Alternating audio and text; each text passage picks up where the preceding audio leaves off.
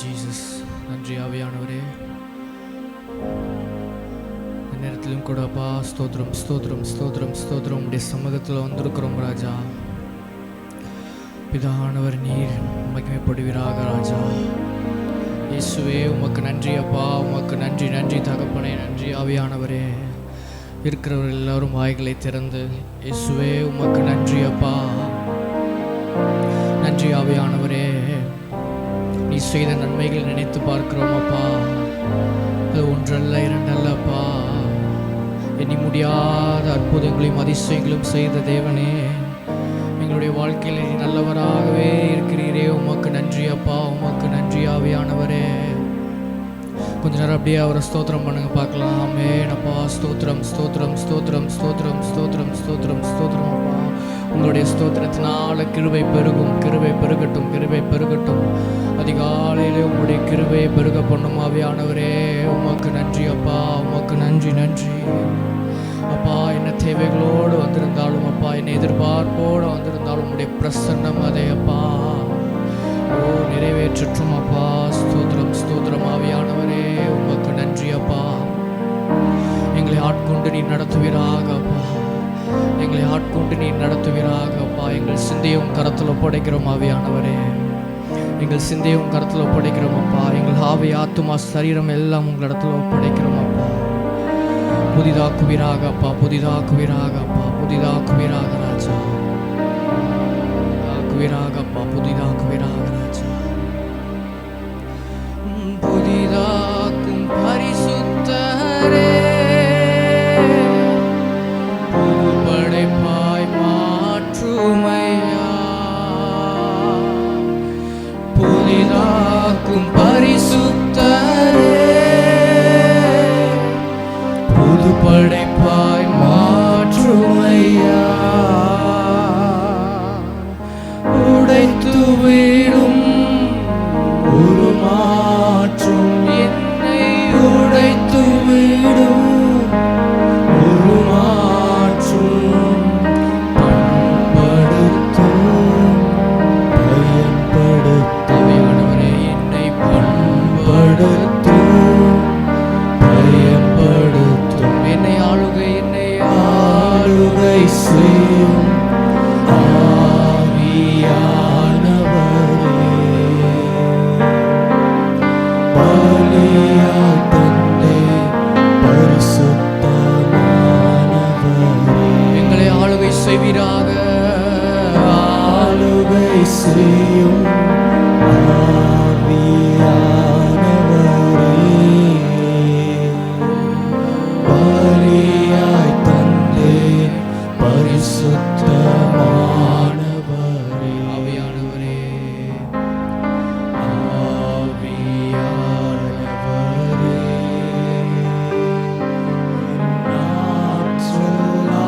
நாற்றலானவரே, ஆவியானவரே,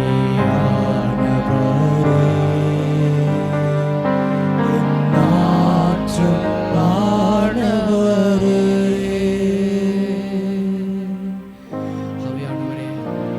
நீர் நடத்துவீராகப்பா, எங்களை ஆட்கொண்டு நீர் நடத்துவீராகப்பா. உன் கரத்தில் ஒப்படைக்கிறோம் அப்பா. இந்த ஆராதனை நீர் ஆசீர்வதித்து நீர் மாத்திரம் மகிமைப்படுவீராக. எங்களுடைய மாம்சம் அல்ல, எங்களுடைய பாட்டோ எதுவும் அல்லப்பா.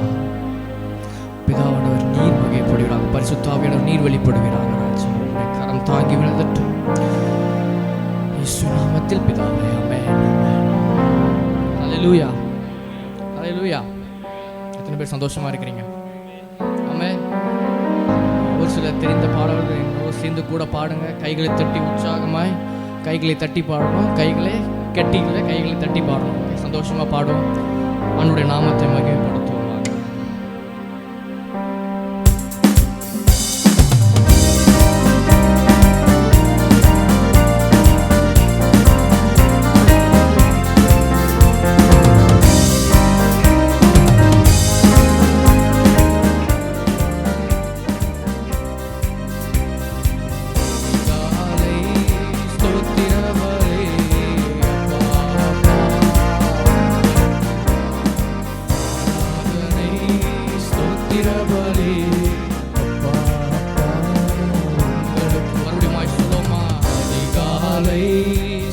ஸ்தோத்திர பலி அப்பா அப்பா உங்களுக்கு தான் ஆராதனை ஸ்தோத்திர பலி அப்பா அப்பா உங்களுக்கு தான் அப்பா அப்பா உங்களுக்கு தான் அப்பா அப்பா உங்களுக்கு தான் எபினேசர் எபினேசர் இதுவரை உதவி செய்தீர் எபினேசர் எபினேசர் இதுவரை உதவி செய்தீர் உதவி செய்தீரே இதுவரை உதவி செய்தீர் எபினேசர் எபினேசர் உணர்ந்தவர்களாய் சொல்லுவோமா இதுவரை உதவி செய்தீர் எபினேசர் எபினேசர் அதிகாலை ஸ்தோத்திர பலி அப்பா அப்பா உங்களுக்கு தான் ஆராதனை ஸ்தோத்திர பலி அப்பா அப்பா உங்களுக்கு தான் பரிசுத்தர் பரிசுத்தர் பரலோக ராஜாவே அந்த பரலோக ராஜாவே பரிசுத்தர் பரிசுத்தர் எங்கள் பரலோக ராஜாவே பரலோக ராஜாவே பரிசுத்தர் பரிசுத்தர் எங்கள் பரலோக ராஜாவே பரிசுத்தர் பரிசுத்தர் அதிகாலை ஸ்தோத்திர பலி அப்பா அப்பா உங்களுக்கு தான் ஆராதனை ஸ்தோத்திர பலி அப்பா அப்பா உங்களுக்கு தான் எல்லாம் வல்லவரே எல் ஷடாய் எல்லாம் வல்லவரே எல்லாம் வல்லவரே எல்லாம் வல்லவரே எல் ஷடாய் வாழ்க்கையில் எல்லாம் செய்ய நீர் வல்லவராய் இருக்கிறீரே எல்லாம் வல்லவரே எல் ஷடாய் எல் ரோய் என்னை காண்பவரே எல் ரோய் என்னை காண்பவரே என்னை காண்பவரே எல் ரோய் காண்பவரே என்னை காண்பவரே எல் ரோய் அதிகாலை ஸ்தோத்திர பலி அப்பா அப்பா உங்களுக்கு தான் ஆராதனை ஸ்தோத்திர பலி அப்பா அப்பா உங்களுக்கு தான் இருள் நிறைந்த பள்ளத்தாக்கில் நடக்க நேர்ந்தாலும் கலங்க மாட்டேன் திகைக்க மாட்டேன் நீர் என்னோடும் சொல்ல முடியும் வாழ்க்கை இருள் அடைந்து போன நேரத்தில் பள்ளத்தாக்கில் நித்திய வெளிச்சமாய் வந்தாரே கலங்க மாட்டேன் திகைக்க மாட்டேன் நீர் என்னோடுண்டு வார்த்தையாலே தேற்றுவீர் சமூகத்தாலே நடத்து இதனால் அவன் தேற்றுவா சொல்லுங்க வார்த்தையாலே உம்முடைய வார்த்தையினால தேற்றுகிற தேவனே சமூகத்தாலே நடத்துவீர் நீர் எங்கள் துணையாளரே தாகம் தீர்க்கும் ஜீவ தண்ணீரே நாமத்தை சொல்லுங்க பார்க்கலாம் என்னக்கோ நீர் எங்கள் துணையாளரே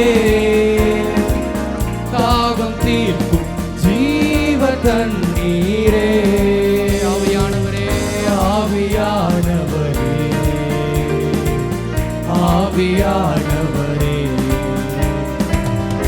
ஆவியானவரே ஆவியானவரே ஆவியானவரே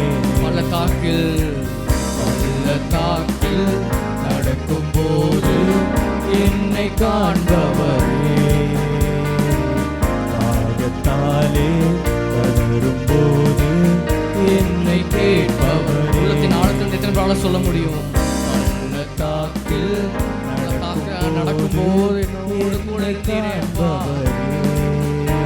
என் அழுகுரலை கேட்டு அப்பா எனக்கு பதில் தந்தீரே. என்னை கேட்பவரே, என்னக்கோ நீர் எந்த துணையாளரே, தாகம் தீர்க்கும் ஜீவ தண்ணீரே.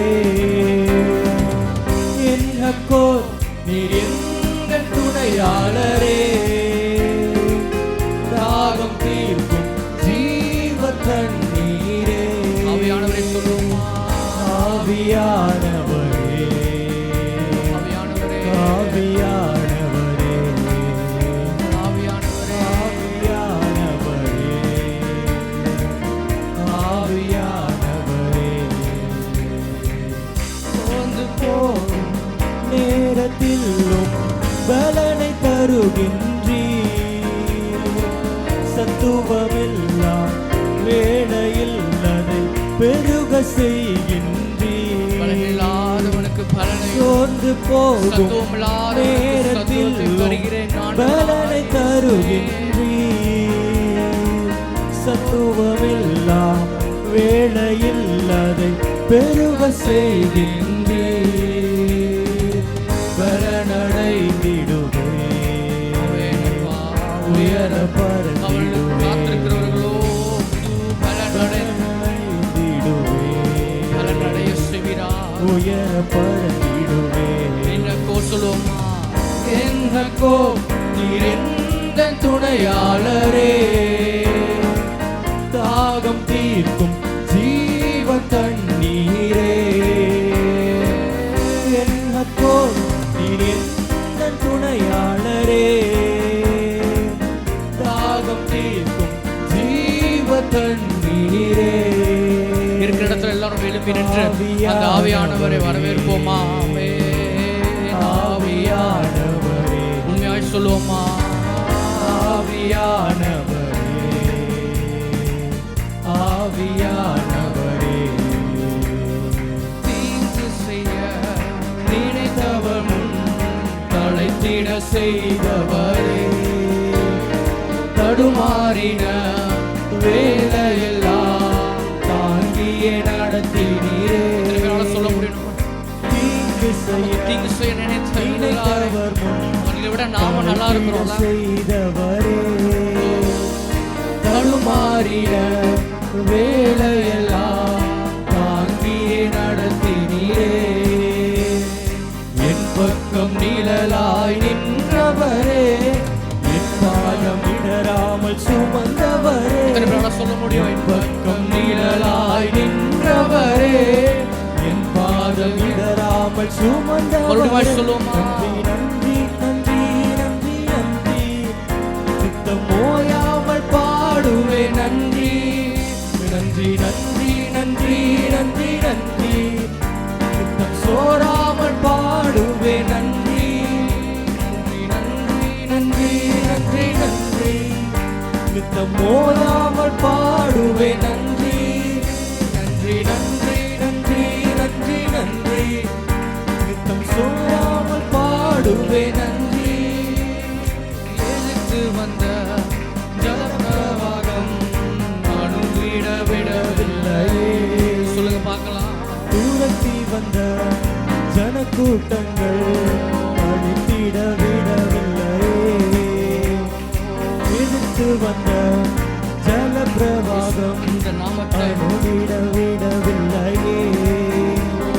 தூரத்தி வந்த ஜனக்கூட்டங்கள் அழித்திட விடவில்லையே. ரட்சண்ய பாடல்கள் சூழ செய்தி, ரட்சக நீர் என்று அறிய வைத்தாராய. ரட்சண்ய பாடல்கள் சூழ செய்தி, ரட்சக நீர் என்று அறிய வைத்தி. நன்றி நன்றி நன்றி நன்றி நன்றி, சித்தம் ஓயாமல் பாடுவே நன்றி. நன்றி நன்றி நன்றி நன்றி நன்றி, சித்தம் சோராமல் பாடுவே நன்றி. நன்றி நன்றி நன்றி நன்றி நன்றி, சித்தம் ஓயாமல் பாடுவே நன்றி.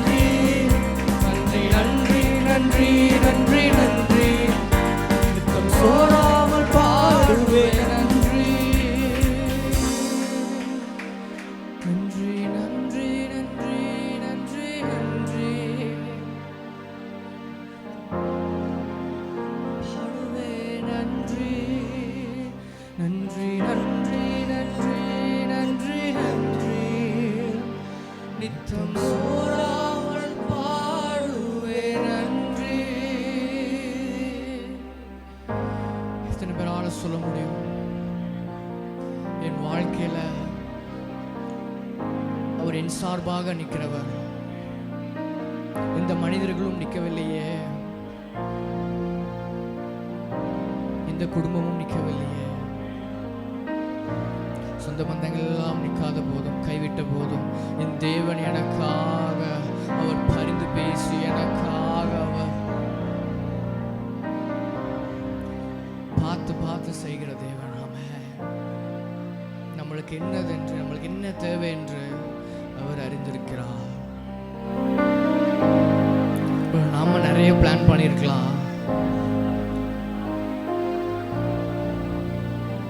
ஆனா அதெல்லாம் ஆண்டவர் தடை பண்ணி போட்டது எல்லாமே நன்மைக்கு. இத்தனை பேரால சொல்ல முடியும், அது நன்மைக்கு அப்பா. என் வாழ்க்கையில தீமை நடந்தாலும் அது நன்மைக்கே அப்பா, அது நன்மைக்கே மாறுகிறது.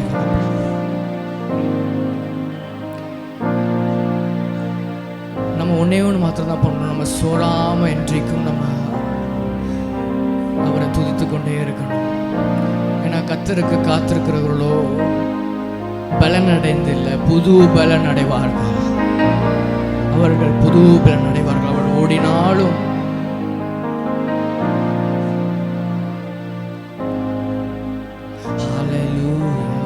நன்றி சுவாமியானவரே, நன்றி ஆவியானவரே, நன்றி அப்பா. உமக்கு நன்றி செலுத்துகிறோம் அப்பா.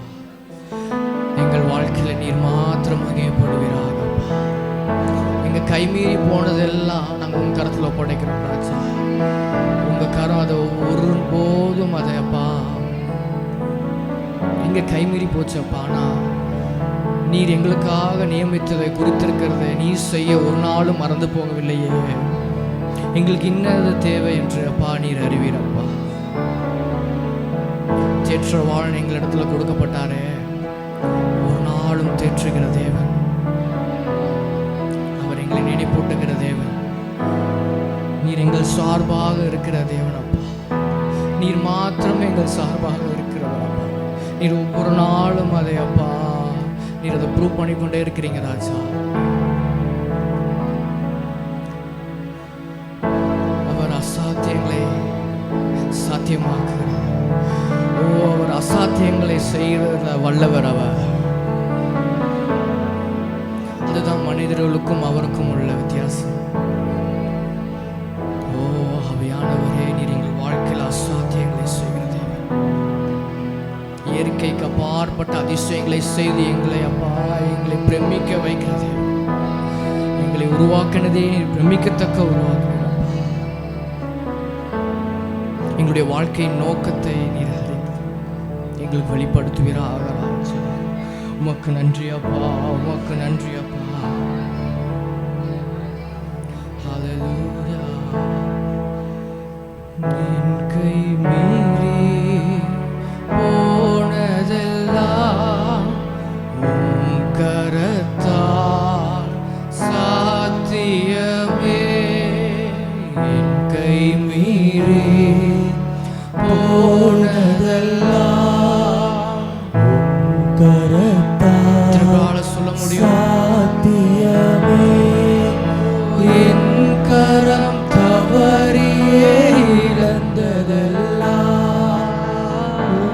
கரம் தவறாமல் மீட்டிடுமே. கரம் தவறாமல், என் கரம் தவறியே இழந்ததெல்லாம் கரம் தவறாமல். அந்த தேவனை கைகளை வைத்து சொல்லுவோம், எல்லா புகழும்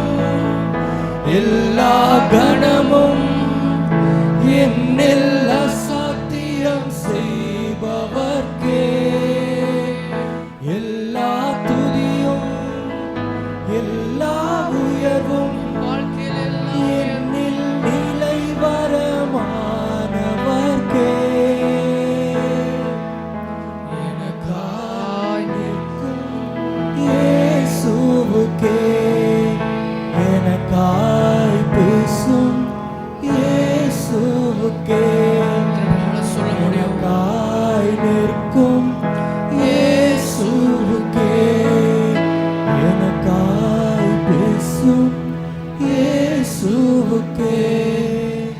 நான் எடுத்த தீர்மானங்கள் பின்னால் தோற்றனரே, நான் எடுத்த அதுக்கு நன்றி சொல்லுங்க பார்க்கலாம். நல்ல வேளை என்னோட தீர்மானம் எல்லாம் தோற்றதே. பின்னால் தோற்றனரே, அவர் நமக்காக சோராமல் எனக்காக உழைப்பவரே, தோற்காமல் துணை நின்று காப்பவரே, பார்க்கலாம். சோடாமல் எனக்காக உழைப்பவரே, தோற்காமல் துணை நின்று காப்பவரே. எல்லா புகழும் எல்லா கனமும் என்னில் அசாத்தியம் செய்பவர்க்கே, எல்லா துதியும் எல்லா உயர்வும் என்னில் நிலை வரமானவர்க்கே, எனக்காய் நிற்கும் இயேசுவுக்கே, எனக்காய் கூட நிற்கிறவர் கடைசி வரை. இயேசுவுக்கே, எனக்காய் நிற்கும் இயேசுவுக்கே, எனக்காய் பேசும் இயேசுவுக்கே. நீங்க மாத்திரம் சொல்லுங்க பார்க்கலாம்.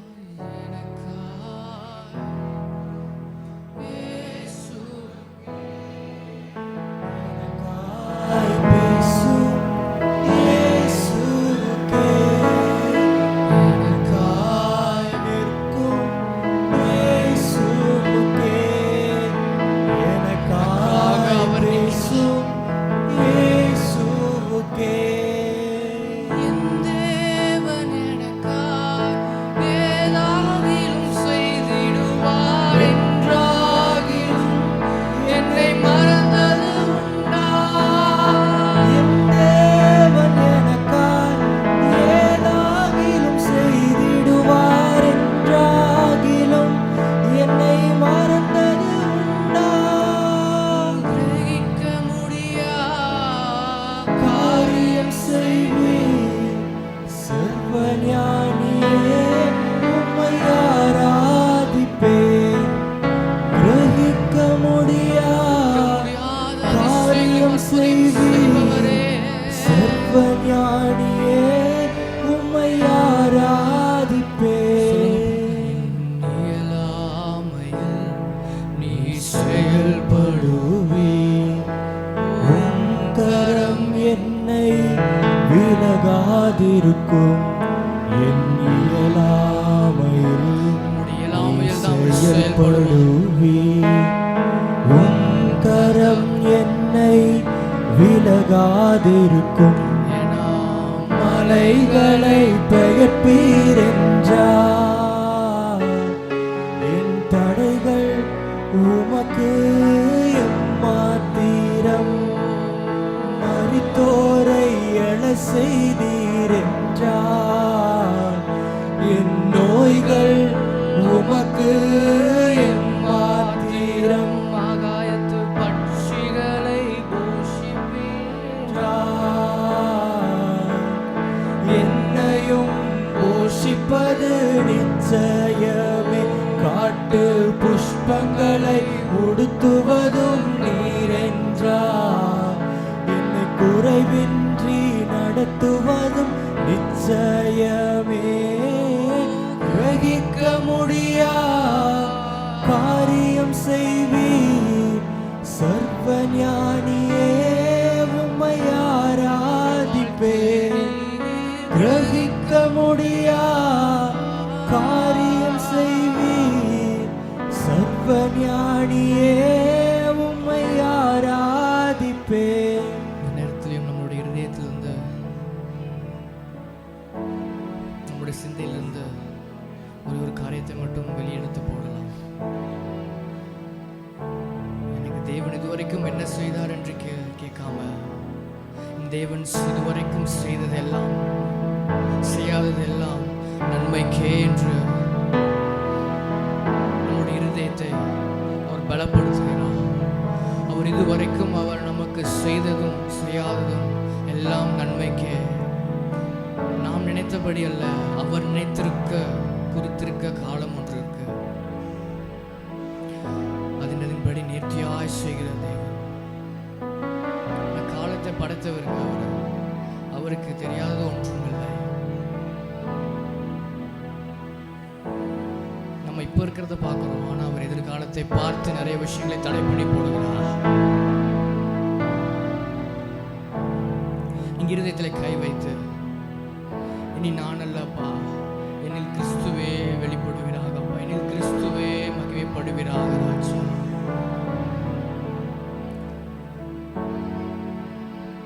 என் தேவன் எனக்காக யாவையும் செய்து முடிக்கிற தேவன். என் தேவன் எனக்காக செய்ய போகிறது. கண்கள் சீக்கிரமா இதை காணும். ஓ நன்றி ஆவியானவரே. நீங்க மாத்திரம் இந்த லைனை சொல்லுங்க பார்க்கலாம்.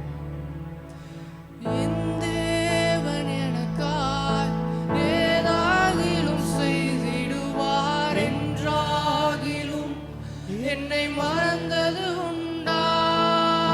என் தேவன் எனக்காய் ஏதாகிலும் செய்திடுவார் என்றாகிலும் என்னை மறந்தது உண்டா? என் தேவன் எனக்காய் ஏதாகிலும் செய்திடுவார் என்றாகிலும் என்னை மறுபடியும் சொல்லுமா?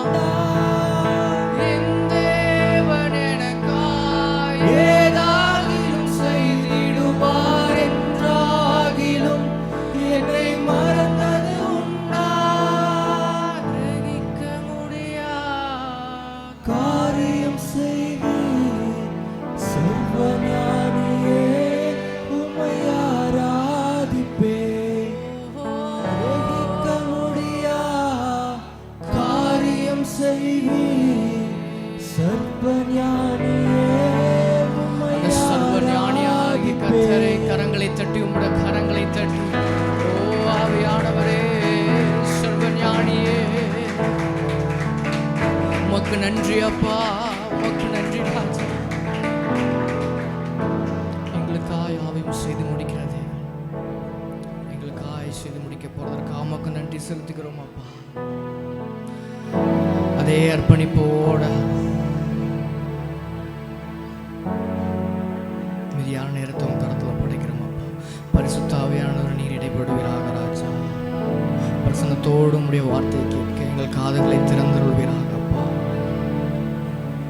ஆவிக்குரிய கண்களை நீர் திறந்தருள்வீராக. வேதத்தின் அதிசயத்தை காணும்படி கண்களை திறந்தருள்வீராக. எல்லா துதியும் கனம் மகிமை எல்லாம் ஒரு இயேசுவின் நாமத்தில் பிதாவே, ஆமென் ஆமென். இப்பொழுது கூட காணிக்கையை கரங்களில் எடுத்துக்கொள்வோம். ஒரு பாடலை பாடும்போது ஆண்டவருக்கு என்ற காணிக்கையை கொடுப்போம். அதுக்கு முன்பதாக கண்களை மூடி காணிக்கையை எடுத்து வச்சுக்கோங்க. கண்களை மூடி. ஆவியானவரே, உமக்கு நன்றி அப்பா. இந்த நேரத்திலையும் அப்பா இந்த காணிக்கையை ஆசீர்வதிப்பீராக அப்பா. உமக்கென்று கொடுக்க, நீர் தந்ததை உமக்கென்று கொடுக்க எங்கள் கைகளை நீர் பலப்படுத்தினதற்காக உமக்கு நன்றி செலுத்துகிறோம் ராஜா. எங்கள் கைகளை நீர் பலப்படுத்துவீராக அப்பா. எங்களை ஆசீர்வாதமாய் மாற்றுவீராக அப்பா. உமக்கென்று கொடுக்கிற பிள்ளைகளை அப்பா நீர் ஒருபோதும் வெட்கப்படுத்த விடவில்லை. பலப்படுத்துங்க. உங்களுடைய கரம் தாங்கி வந்துட்டோம். இயேசுவின் நாமத்தில் பிதாவே, ஆமென் ஆமென்.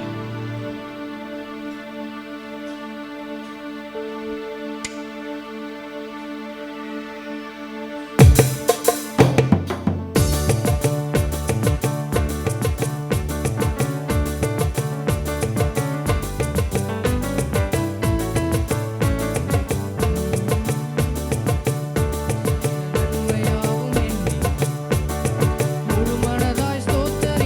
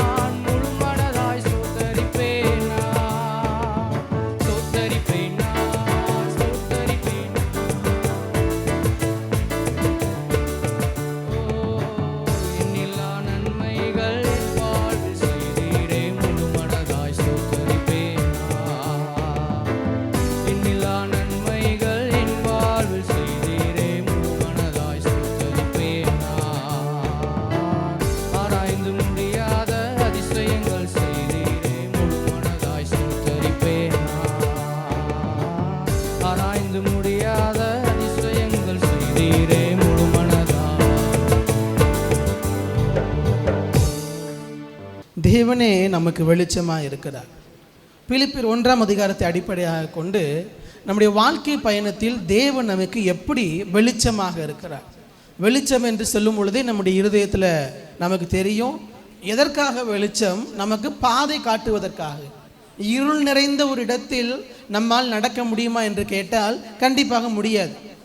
நமக்கு யாருக்காவது அந்த பவர் இருக்குது, அவங்க யாருக்காவது இருட்டில் கூட என்னால் பார்க்க முடியும் பாஸ்டர் அப்படின்னா சொல்லுங்கள், நீங்கள் ஒரு அதிசய பிறவி தான்.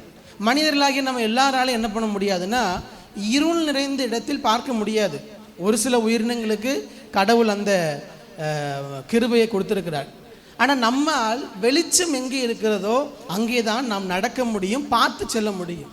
நம்முடைய வாழ்க்கை பயணத்தில் தேவன் நமக்கு வெளிச்சமாக இருக்கிறார் என்றால் அவருடைய வெளிச்சம் ஒவ்வொரு நாளும் நாம் நடக்க வேண்டிய வழியை நமக்கு காட்டுகிறது. கர்த்தரே என் வெளிச்சமும் என் ரட்சிப்புமானவர், சங்கீதம் 27:1 சொல்றார்.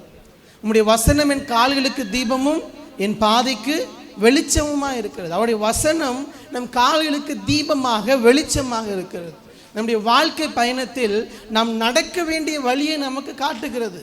அதுதான் தேவன் நம்முடைய வெளிச்சம் என்பதனுடைய அர்த்தம். ஒவ்வொரு நாளும் அவர் நம் மீது கண் வைத்து நமக்கு என்ன பண்றாரா, ஆலோசனை சொல்லுகிறார். நாம் நடக்க வேண்டிய வழியிலே நம்மை போதித்து நடத்துகிறார். அப்போ அவர் நம்முடைய வாழ்க்கையில் வெளிச்சமாக இருக்கிறார். தேவன் நமக்கு வழிகாட்டுகிறவராக இருக்கிறார். இந்த உலகத்தில் இருப்பவர்களுக்கும் நமக்கு இருக்கிற ஒரு மிகப்பெரிய வித்தியாசம், உலகத்தில் இருக்கிற மற்ற ஜனங்கள் அவர்களுக்கு வழிகாட்டுவதற்கோ உதவி செய்வதற்கோ வழி நடத்துவதற்கோ ஒருவரும் கிடையாது. அவர்களாகவே எல்லாம் செய்ய வேண்டும். ஆனால் நமக்கு இந்த வாழ்க்கை பயணத்தில் ஒவ்வொரு நாளும் நம்மை வழி நடத்துவதற்கு யார் நம்மோடு கூட இருக்கிறார்? நம்மை படைத்த சர்வ வல்லமையுள்ள தேவன் நம்மோடு கூட வழிகாட்டியாக இருக்கிறார். அல்லேலூயா, அல்லேலூயா. அதனால் நாம் மற்றவர்களை போல் அல்ல, நமக்கு வழிகாட்டுகிற தேவன் நம்மோடு கூட இருக்கிறார். அவர் நமக்கு வழிகாட்டியாக இருக்கிறார். இந்த பிலிப்பியர் 1ஆம் அதிகாரத்திலிருந்து வேகமாக நேரம் நமக்கு அனுமதிப்பதின்படி தியானிக்க தேவன் நமக்கு கிருபை தரட்டும். இந்த வாழ்க்கை பயணத்தில் தேவன் நமக்கு வெளிச்சமாக வழிகாட்டியாக இருக்கிறார். எப்படி வழிகாட்டியாக இருக்கிறார்? வாசியுங்கள், பிலிப்பியர் 1ஆம் அதிகாரம் 5வது வசனத்தை ஒரு வாசியுங்கள். உங்களில் நற்கிரியை தொடங்கினவர் அதை இயேசு கிறிஸ்துவின் நாள் பரியந்தம் முடிய நடத்தி வருவார் என்று நம்பி. அல்லேலூயா. எல்லாம் சேர்ந்து சொல்லுவோமா? அல்லேலூயா. உங்களில் நற்கிரியை தொடங்கினவர் அதை இயேசு கிறிஸ்துவின் நாள் பரியந்தம் முடிய நடத்தி வருவார் என்று. முதலாவது நான் சொல்ல விரும்புகிற காரியம், நம்முடைய வாழ்க்கை பயணத்தின் நம்பிக்கை, அதுதான் என்னுடைய முதல் குறிப்பு. இந்த வாழ்க்கை பயணத்தினுடைய நம்பிக்கை என்னவென்றால், துவங்கியவர் முடிவரை என்ன பண்ணுவார்? நடத்தி செல்லுவார். The hope of our life journey, the hope we have, நமக்கு இருக்கக்கூடிய நம்பிக்கை இந்த வாழ்க்கை பயணத்தில் என்னவென்றால், துவங்கிய தேவன் முடிவு பரியந்தம் என்ன பண்ணுவார்? நடத்தி செல்லுவார். அல்லேலூயா. அவ்வளோதான். அல்லேலூயாவா? அல்லேலூயா. நம்முடைய வாழ்க்கை பயணத்தை துவங்கியவர் யார்? அவர்தான். ஏன்னா அவர் நம்முடைய வாழ்க்கை பயணத்தை துவங்கவில்லை என்றால் இன்றைக்கு நீங்களும் நானும் இங்கே உட்கார்ந்து தேவனுடைய வார்த்தையை கேட்டுக்கொண்டிருக்க மாட்டோம், கேட்க முடியாது, அதற்கு வாய்ப்பு இல்லை. நம்ம எல்லாருடைய வாழ்க்கை பயணமும் சரீர பிரகாரமாக நம்முடைய தாயின் வயிற்றில் உருவான நாளிலிருந்து துவங்குகிறது. ஆனால் தேவனுக்குள்ளாக நம்முடைய வாழ்க்கையினுடைய ஆவிக்குரிய வாழ்க்கை பயணம் எப்பொழுது தேவன் நம்முடைய வாழ்க்கையில் வந்தாரோ, நம்முடைய வாழ்க்கையில் அவர் நம்மோடு கூட இருக்கிறார். துவங்கின தேவன் முடிவு பரியந்தம் நம்ம என்ன பண்ணுகிறார்? நடத்தி செல்ல போதுமான தேவனாக இருக்கிறார். எப்படி நடத்துகிறார்? எந்தெந்த காரியங்களிலெல்லாம் நாம் என்ன செய்ய போகிறோம் என்று குழம்பி இருக்கிறோமோ, திகைத்து கொண்டிருக்கிறோமோ, யோசித்து கொண்டிருக்கிறோமோ, நீங்கள் எந்த காரியத்தை யோசித்தாலும் சரி, ஆண்டவர் சொல்லுகிற பதில் ஒன்றே ஒன்றுதான். துவங்கின தேவன், உங்களுடைய வாழ்க்கையில் நற்கிரியைகளை துவங்கின தேவன் முடிவு பரியந்தம் நிச்சயம் என்ன பண்ணுவார்? வழி நடத்த அவர் போதுமான தேவனாக இருக்கிறார். அல்லேலூயா. அதனால எந்த காரியமாக வேண்டுமான இருக்கலாம். உங்களுடைய பிள்ளைகளுடைய வாழ்க்கையா துவங்கியவர் யார் தான்? சொல்லுங்க, யார் தான்? அந்த நம்பிக்கை உங்களுக்கு இருக்குதா? உங்க பேர பிள்ளைகளுடைய வாழ்க்கையை குறித்து யோசிக்கிறீங்களா? துவங்கியவர் யார் தான்? அவர் தான். உங்க குடும்பத்தினுடைய பொருளாதாரத்தை குறித்து யோசிக்கிறீர்களா? துவங்கியவர் யார் தான்? அவர்தான். பல உறவுகளை குறித்து எப்படி நம்ம ஹேண்டில் பண்ண போனோம், எப்படி இந்த குடும்பத்தை எடுத்து செல்ல போகணும் என்று யோசிக்கிறீர்களா? துவங்கியவர் யார் தான்? அவர்தான். அதனால் துவங்கிய தேவன் நமக்கு சொல்லுகிறது, இந்த வாழ்க்கை பயணத்தில் நம்முடைய நம்பிக்கை என்னவென்றால், வாழ்க்கை பயணத்தில் நற்கிரியைகளை துவங்கிய தேவன் அதை முடிவு பரியந்தம் நடத்தி செல்ல அவர் உண்மை உள்ள தேவனாக இருக்கிறார். ஆரம்பித்தவர் அவர்தான். அதனால் நாம் எந்த காரியத்தை குறித்தும் குழம்பவோ கலங்கவோ யோசிக்கவோ திகைத்து நிற்கவோ தேவையில்லை. ஒன்று மாத்திரம் ஆண்டவர் சொல்லுகிறார், நிச்சயமாக சொல்லுகிறார். ஒருவேளை இதை நீங்கள் தீர்க்க தரிசனமாக கூட எடுத்துக்கொள்ளலாம். ஆரம்பித்தவர் அவர். உங்களுடைய வாழ்க்கையில் காரியங்களை ஆரம்பித்தவர் அவர். அவங்க பிஸ்னஸாக இருக்கலாம், வேலையாக இருக்கலாம், குடும்பமாக இருக்கலாம், உறவுகளாக இருக்கலாம், பிள்ளைகளாக இருக்கலாம், பிள்ளைகளுடைய வாழ்க்கையாக இருக்கலாம், எதிர்காலமாக இருக்கலாம், உங்களுடைய கடனாக இருக்கலாம், பொருளாதாரமாக இருக்கலாம். துவங்கியவர் யார்? அவர். அவர் துவங்கினார் என்று சொன்னால் முடிப்பதற்கு அவரே உடனிருந்து வழி நடத்தி செல்லுவார். அல்லேலூயா. அதனால் உங்கள் வாழ்க்கையில் எல்லாவற்றையும் செய்கிறவர் அவர்தான். ஆண்டவர் சொல்லுகிறார், உனக்கு இருக்க வேண்டிய நம்பிக்கை, உன்னுடைய வாழ்க்கை பயணத்தில் உனக்கு இருக்க வேண்டிய நம்பிக்கை, நான் துவங்கி இந்த ஓட்டத்தை முடிவு பரியந்தம் நானே உடனிருந்து உன்னோடு கூட இருந்து உன்னை வழி நடத்தி செல்லுவேன் என்கிற நம்பிக்கையை தேவன் இந்த காலை நேரத்தில் நம்ம ஒவ்வொருவருக்கும் தருகிறார். அதனால் உங்களுடைய மனதில் பல கேள்விகள் இருக்கலாம். பல நேரத்தில் உங்கள் சரீர பலவீனங்களை குறித்து கூட நீங்கள் யோசித்து கொண்டிருக்கலாம். அதற்கும் தேவன் சொல்லுகிற பதில் ஒன்றுதான், உன்னுடைய வாழ்க்கை பயணத்தை துவங்கியவர் நான், முடிவு பரிந்து யார் என்ன பண்ணுவார்? அவர் நடத்தி செல்லுவார். அதனால் பலவீனத்தை குறித்தோ எதை குறித்தோ நம்ம திகைத்து நிற்க தேவையே இல்லை.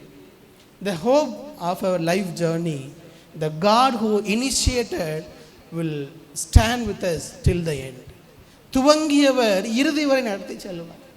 ஆனால் துவங்கிய தேவன் நடத்தி செல்லும் பொழுது நாம் செய்ய வேண்டிய காரியங்களும் அதே 1ஆம் அதிகாரத்தில் சேர்ந்து சொல்லப்பட்டிருக்கிறது. முதலாவது சொல்லி வாசியுங்கள் 6வது வசனம்.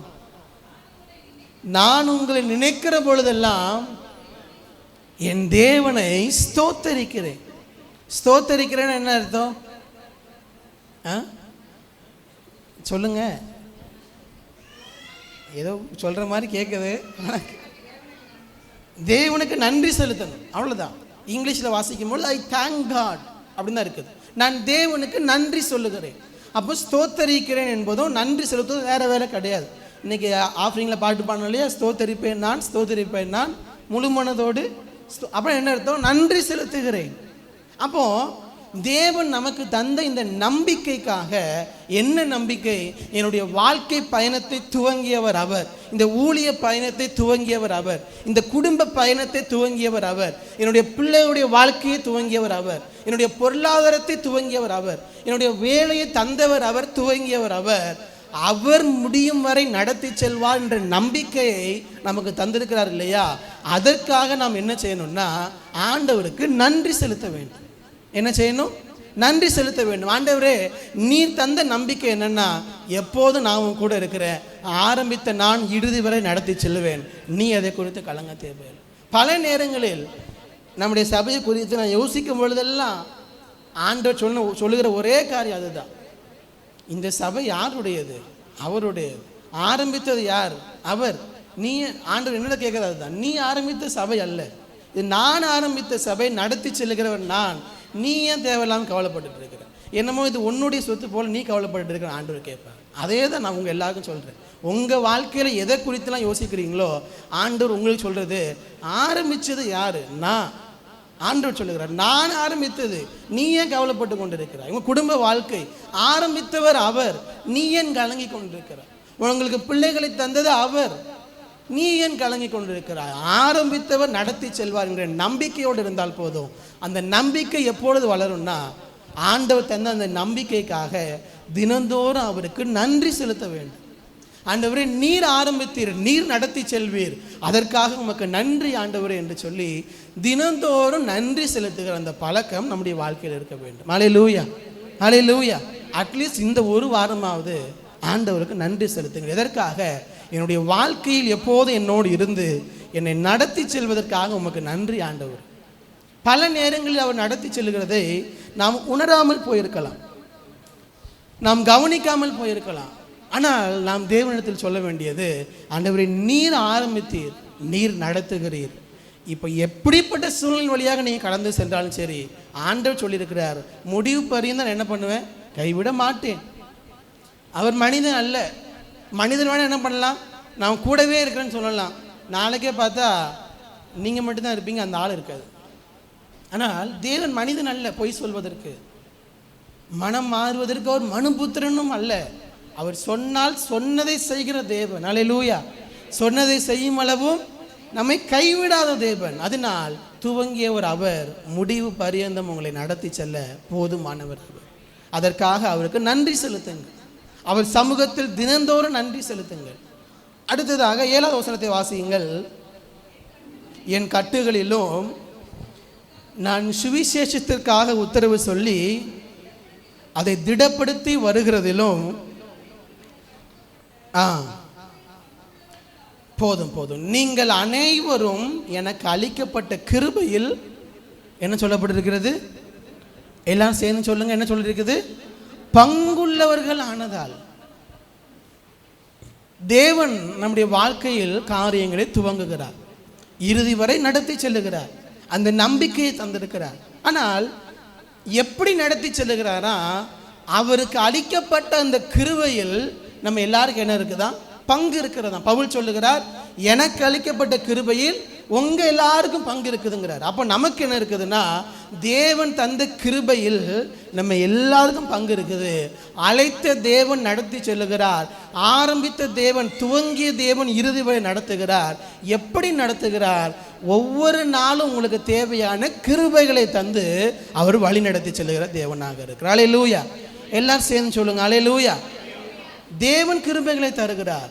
நீங்க ஒவ்வொரு நாளும் ஆண்டவர் நடத்தி செல்கிறார் என்றால் அது தேவனுடைய கிருபையே அல்லாமல் வேறல்ல.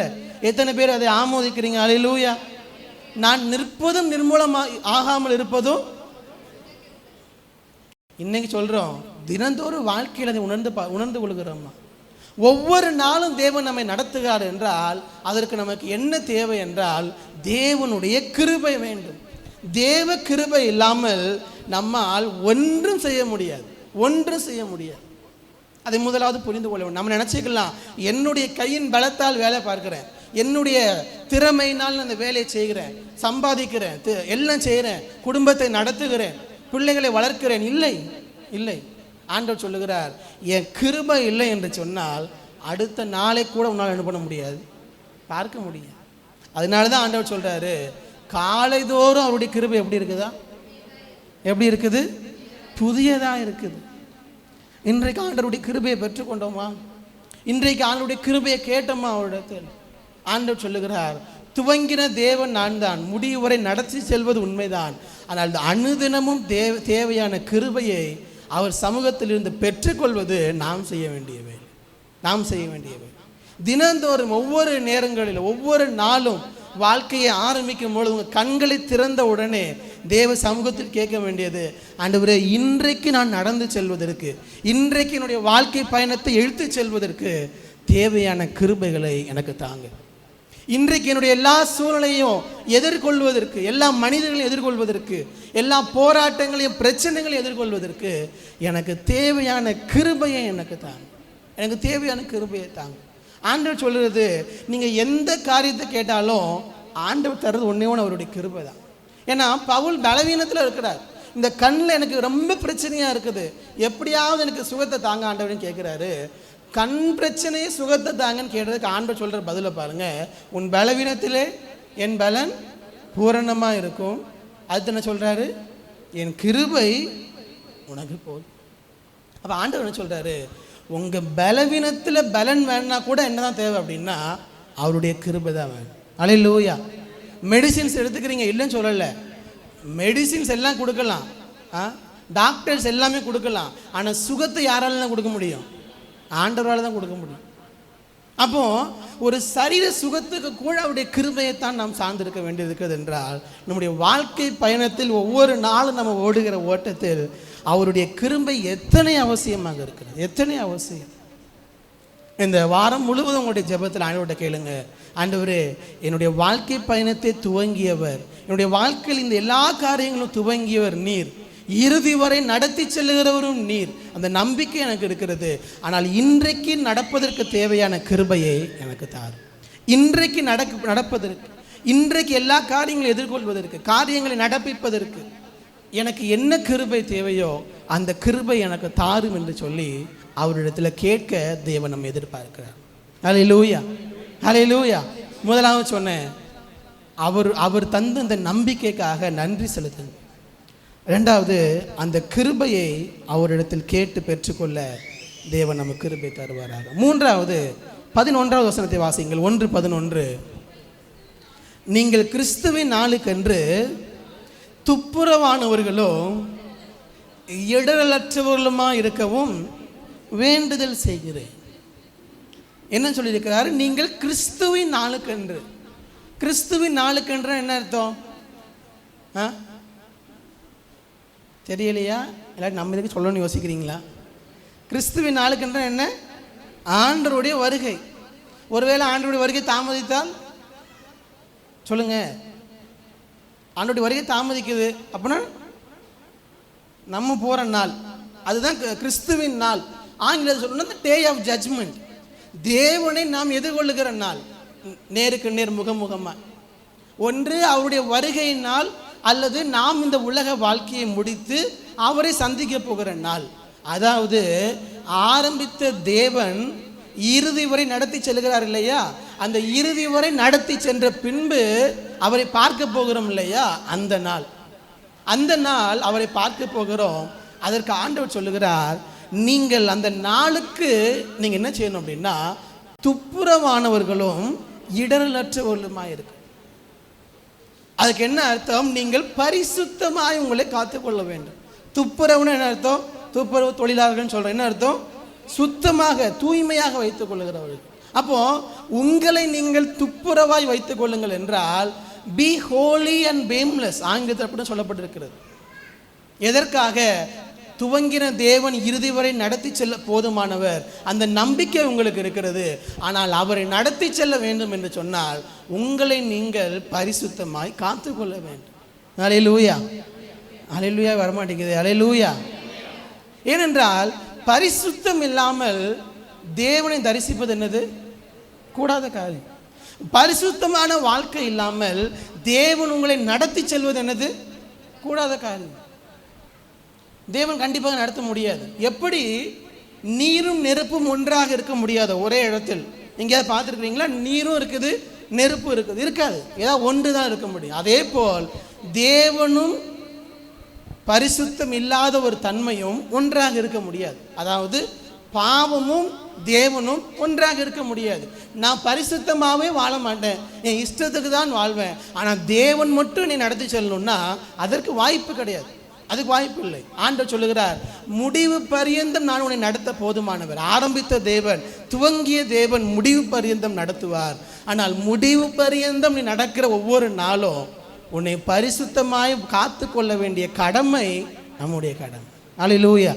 பரிசுத்தமாய் நம்மை காத்துக்கொள்ள நம்முடைய வாழ்க்கை பயணத்தை துவங்கியவர் ஒவ்வொரு நாளும் நடக்க தேவையான கிருபைகளை தந்து ஒவ்வொரு நாள் நம்மை அதிசயமாய் அற்புதமாய் நடத்தி செல்வார். நாம் செய்ய வேண்டியது நம்மை பரிசுத்தமாய் காத்துக்கொள்ள வேண்டும். அதற்காக நம்ம எல்லாரும் எப்போதும் பரிசுத்தமாய் இருக்கிறோமா? இல்லை, விழுந்து போகிறோம், உண்மைதான். ஆனால் விழுந்து போனாலும் ஆராதனையில் நாம் பாடினது போல நமக்காக பரிந்து பேசுகிற தேவன் இயேசு கிறிஸ்து பிதாவின் வலது பாரசத்தில் இருக்கிறார். உங்களுக்காக எனக்காக நாம் விழுந்து போகும் பொழுதெல்லாம் நமக்காக பரிந்து பேசி கொண்டிருக்கிறார். நம்மை மீண்டும் என்ன பண்ணுறாரு? அவருடைய இரத்தத்தினால் கழுவி பரிசுத்தமாய் மாற்றுகிறார். அவருடைய இரத்தத்தினால் நம்மை நீதிமான் ஆக்குகிறார். மீண்டும் நாம் பரிசுத்தமாய் வாழ முயற்சித்து கொண்டே இருக்கிறோம், ஓடிக்கொண்டே இருக்கிறோம், பரிசுத்தாவின் உதவியோடு கூட. ஆனால் பரிசுத்தமாய் வாழ முயற்சிக்காமல் என்னால் பரிசுத்தமாய் வாழ முடியவில்லை என்று சொல்லிக்கொண்டு சாக்குப்போக்கு சொல்லி கொண்டிருந்தோம் என்று சொன்னால் தேவன் நம்மை நடத்த முடியாது. தேவனுடைய நடத்துதலை நம்மால் புரிந்து கொள்ள முடியாது. அதற்கு தேவை பரிசுத்தமான வாழ்க்கை. உங்கள் வாழ்க்கை பரிசுத்தமாக இருக்குதா? இதுக்கு நீங்கள் எந்த கேள்வி வேண்டாம். உங்கள் மனசாட்சிகிட்ட நீங்கள் கேட்டாலே தெரியும், பதில் தெரியும். நம்ம எல்லாருக்கும் தெரியும். நம்ம எல்லாருக்கும் தேவன் அந்த மனசாட்சியை தந்திருக்கிறார். ஏன்னா குற்றம் உண்டு குற்றம் இல்லை என்று யாருக்கு தெரியும்? உங்கள் மனசாட்சிக்கு தெரியும். நான் பரிசுத்தமாக இருக்கிறேன் நான் பாஸ்டர், எனக்கு தெரியலன்னா உங்கள் மனசாட்சிக்கு எல்லாருக்கும் தெரியும் நாம் எப்படி இருக்கிறோம் முடிச்சு. ஒருவேளை நம்முடைய வாழ்க்கையில் தேவனுக்கு பிரியமில்லாத காரியங்கள் இருக்குமானால் இந்த 6வது நாள் ஆண்டவரோடு சொல்லுங்கள், ஆண்டவரே கிறிஸ்துவின் நாளுக்கென்று என்னை துப்புரவானவனும் இடல் அற்றவர்களுமாய் என்னை மாற்றுங்க. ஏன்னா நீங்கள் எனக்கு வெளிச்சமாக இருக்கணும். அவர் நம்மை நடத்தணும்னா இந்த பாவத்தோடு அவர் நம்மை நடத்த முடியாது. ஏன்னால் பாவம் இருக்கிற இடத்தில் தேவ பிரசன்னம் இருக்க முடியாது. ஆண்டவரே என்னை சரிப்படுத்திக் கொள்ளுகிறேன், பரிசுத்த ஆவியான உதவி செய்யும், நீர் என்னை வழி நடத்தும் என்று சொல்லி நம்மை அர்ப்பணிக்கும் பொழுது நம்முடைய வாழ்க்கை பயணத்தை துவங்கியவர் இறுதி வரை நடத்தி செல்ல போதுமானவராயிருக்கிறார். அல்லேலூயா, அல்லேலூயா. முதலாவது சொன்ன the hope of our life journey, நம்முடைய வாழ்க்கை பயணத்தின் நம்பிக்கை. இரண்டாவதாக சொல்லி முடிக்கிறேன், the goal of our life journey, நம்முடைய வாழ்க்கை பயணத்தின் முடிவு அல்லது நோக்கம். the goal நான் சொல்லி புரிய நினைக்கிறேன். கோல்னா என்ன அர்த்தம்? எதை நோக்கி நம்ம அச்சீவ் பண்ணுறதுக்காக ஓடிக்கொண்டிருக்கிறோம். நிறைய வேலையை பார்க்குறவங்களுக்கு தெரியும். அது மார்க்கெட்டிங்லலாம் வேலை பார்த்தீங்கன்னா என்ன சொல்லுவாங்க, இவ்வளோ டார்கெட் நீங்கள் என்ன பண்ணணும், முடிக்கணும்.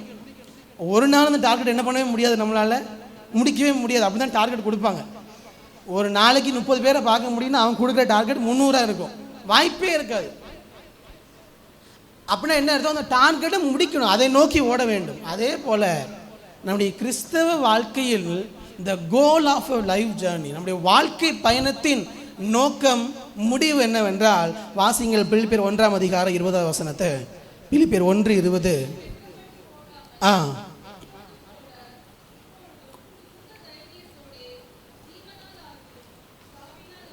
ஜீவனால் ஆகிலும் சாவினால் ஆகிலும் கிறிஸ்து என் சரீரத்தினாலே மகிமைப்படுவார் என்று போதும். the goal of our life journey என்ன அப்படின்னா, கிறிஸ்து என் சரீரத்தினாலே மகிமைப்படுவார். எல்லாம் சொல்லுங்க பார்க்கலாம், கிறிஸ்து என் சரீரத்தினாலே மகிமைப்படுவார்.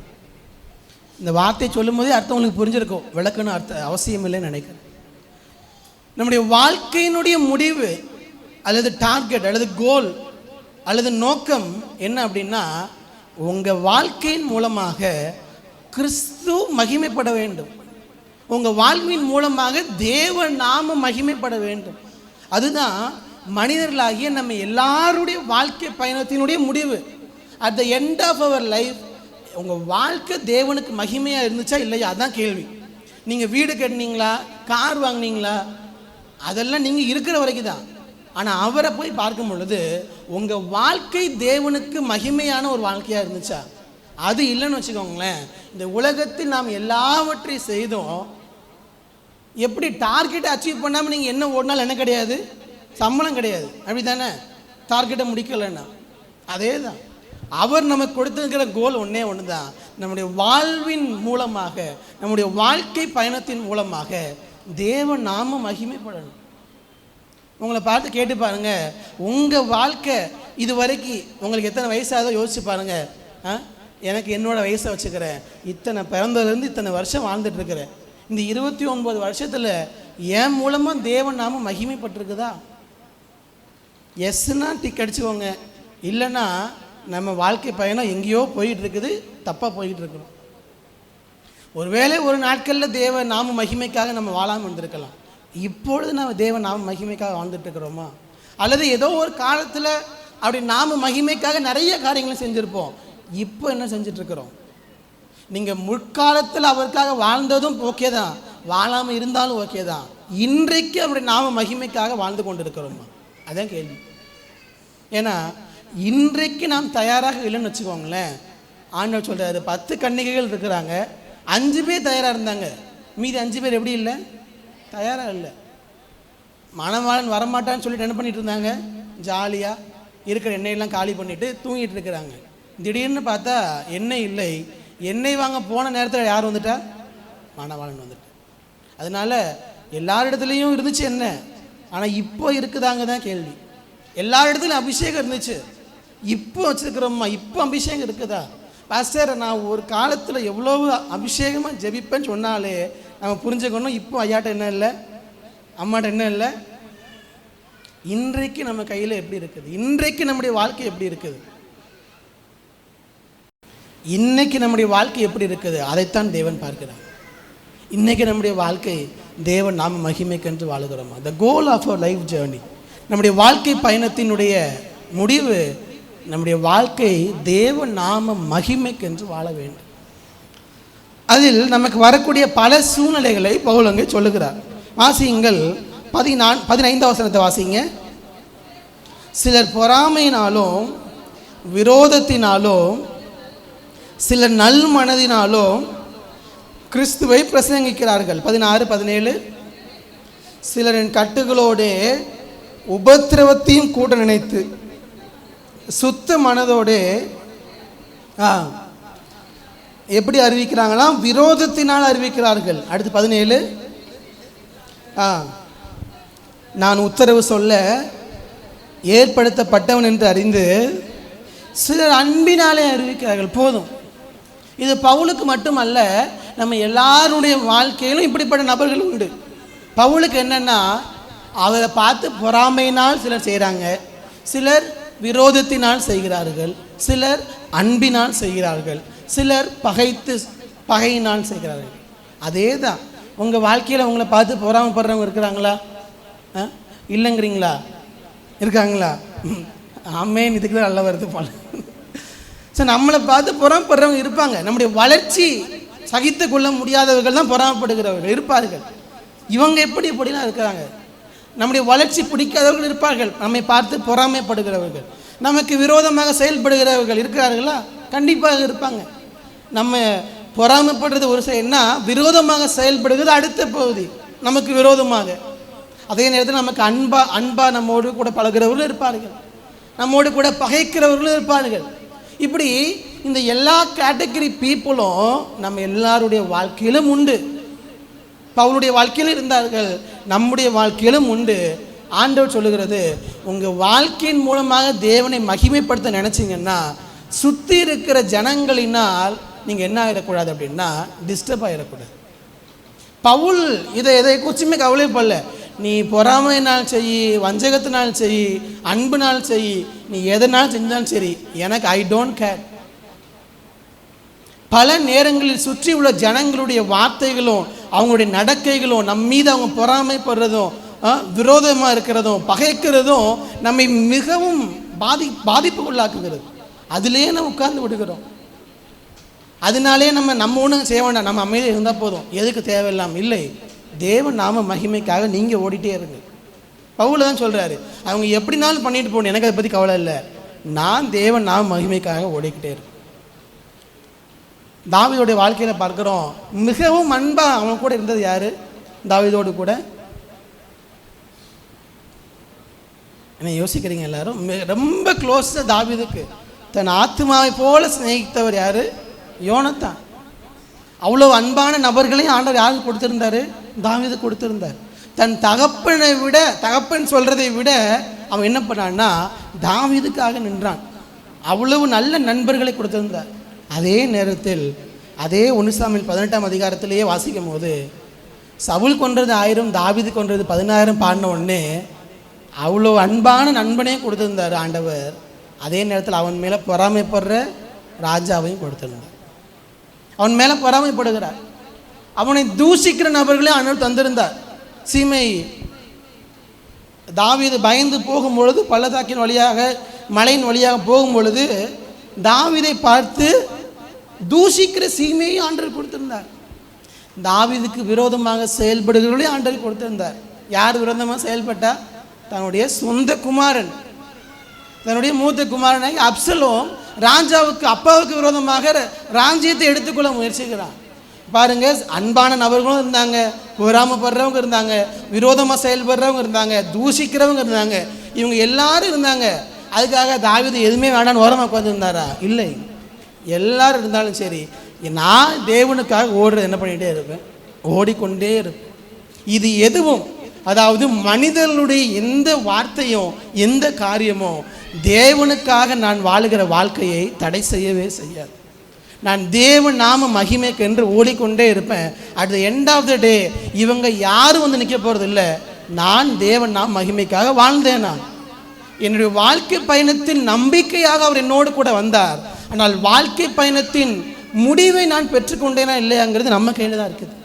நம்மை அழைத்த அழைப்புக்கு பாத்திரவான்களாக வாழ்ந்தோம்மா நம்ம கையில் தான் இருக்குது. அதையும் பிலிப்பியர் 1 சொல்கிறாரு.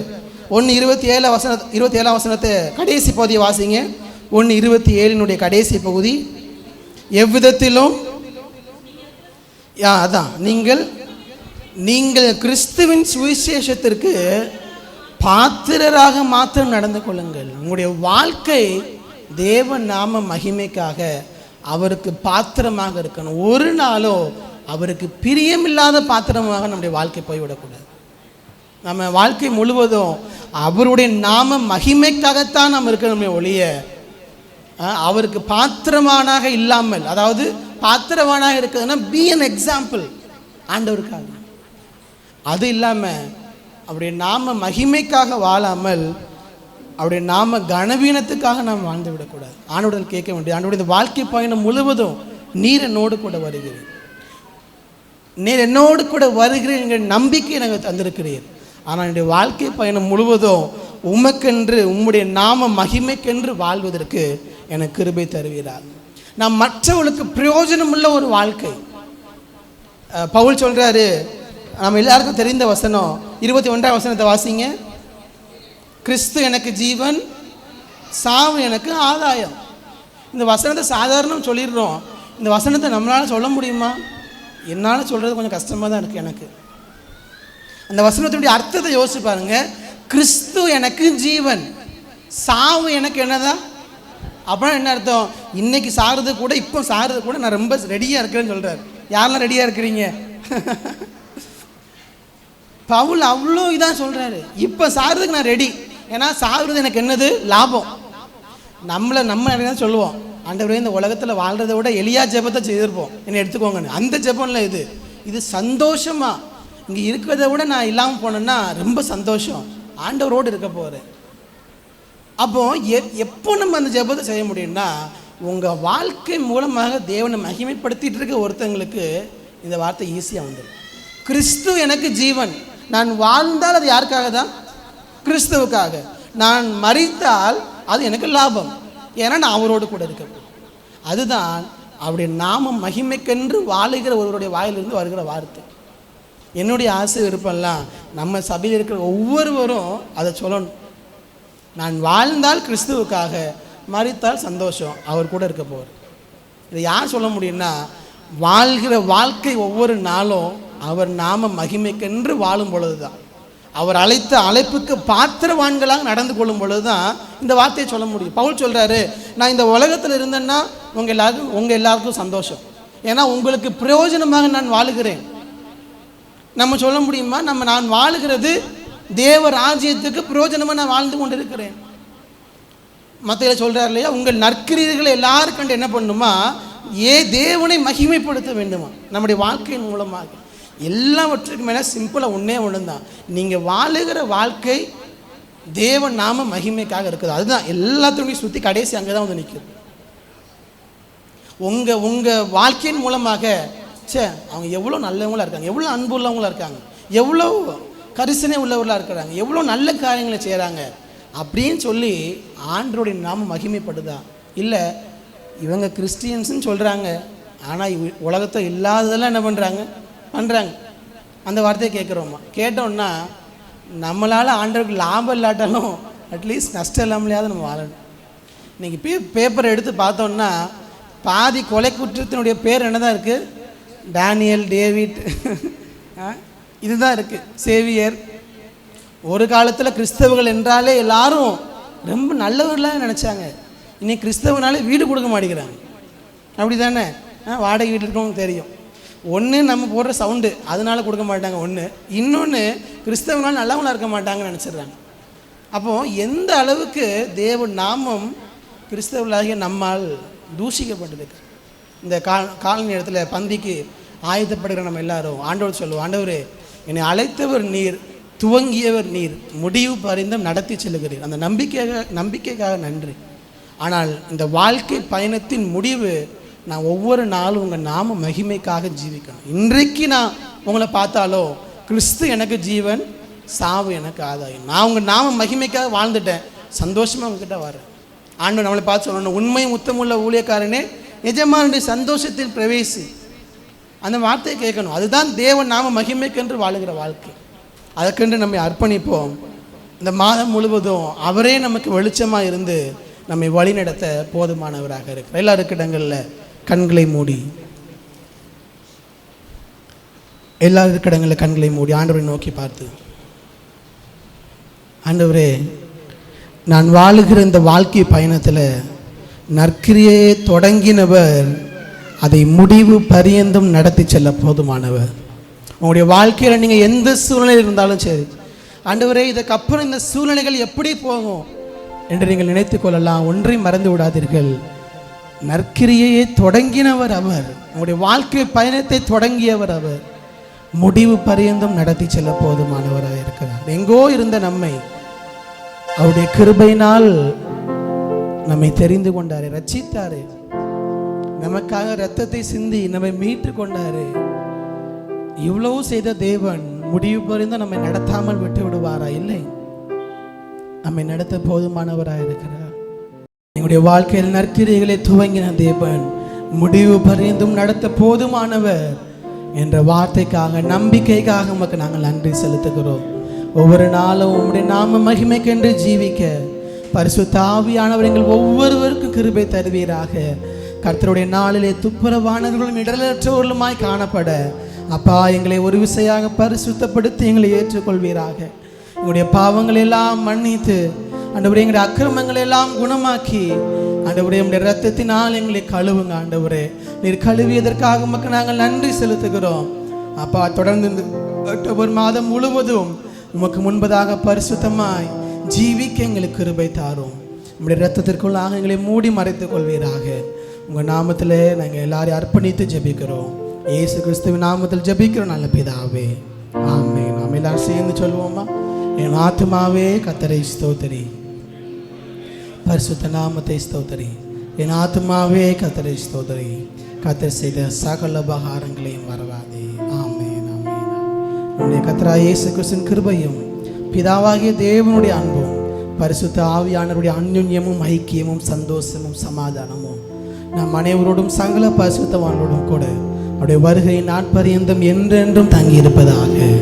ஆமென், ஆமென்.